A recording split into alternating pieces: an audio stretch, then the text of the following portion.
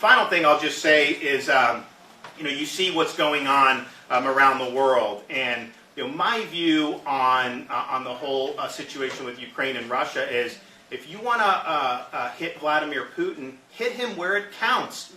This is a guy who's basically an authoritarian gas station attendant, okay, with some legacy nuclear weapons from the old Soviet Union.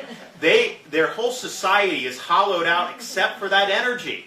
And so if you want to hit him at the gas pump, hit him with energy. The problem with that, with Biden, is he has stepped on the neck of our domestic energy here in the United States. We should have Keystone reactivated in the United States.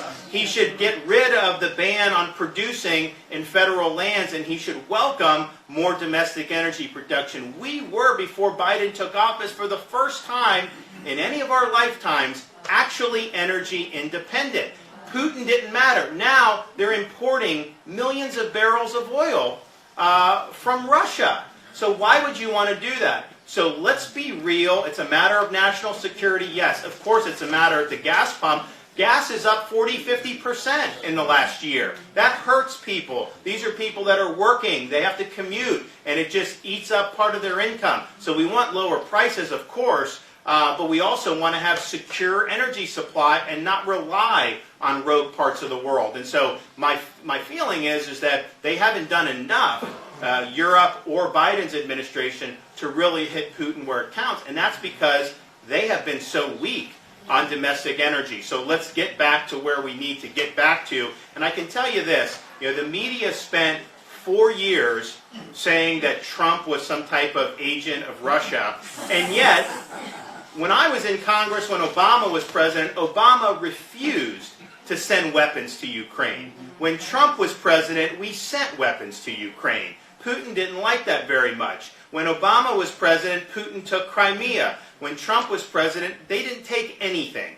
And now Biden's president, and they're rolling into Ukraine. And so I think if you look at what happened in Afghanistan, you lose 13 service members. You have all this equipment left behind. You leave other Americans behind. It was a total catastrophe. But it displayed the lack of leadership that Joe Biden is bringing to the table. And so, as important as it was that what was happening with the Taliban there, what I told people at the time is the most significant consequence of Biden's failure in Afghanistan is not even likely going to be in Afghanistan. There'll be some bad things for sure, but Russia was watching that, China was watching that, Iran was watching that. That whetted the appetite of these dictators. And so you see what Putin's doing. You're going to see China continuing to act belligerent. I think you're going to see the Iranians as well. So the weakness has really bred a lot of the disorder that you're seeing right now. Now, I will say it's hard to know what's true with media reports because, quite frankly, a lot of them are false. And so I don't want to get ahead, but I do see people in Ukraine fighting back. And if you look at Putin going in there kind of half-hearted, there was really a lack of overwhelming force, a lack of daring. That has given the Ukrainians the oxygen to fight back. Now the whole world is kind of coming down. Even the Chinese said they don't consider themselves allies of Russia, that they have strategic interests in common, but they distanced themselves from what was going on. And so I was heartened to see them having some moxie to fight back.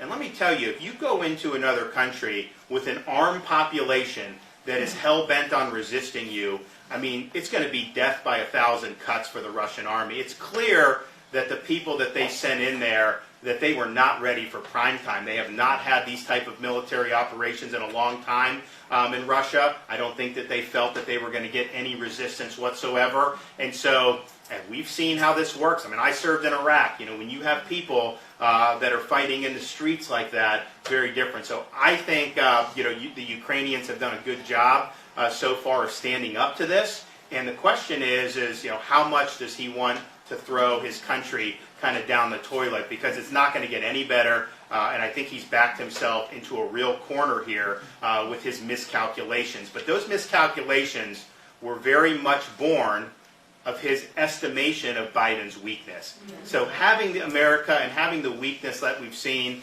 it does have serious consequences. So let's hit him where it counts, hit him in the energy, but at the same time, let's protect our own consumers and our own national security by returning America to energy independence. And if we do that, we will be in much better position. Thanks, everybody.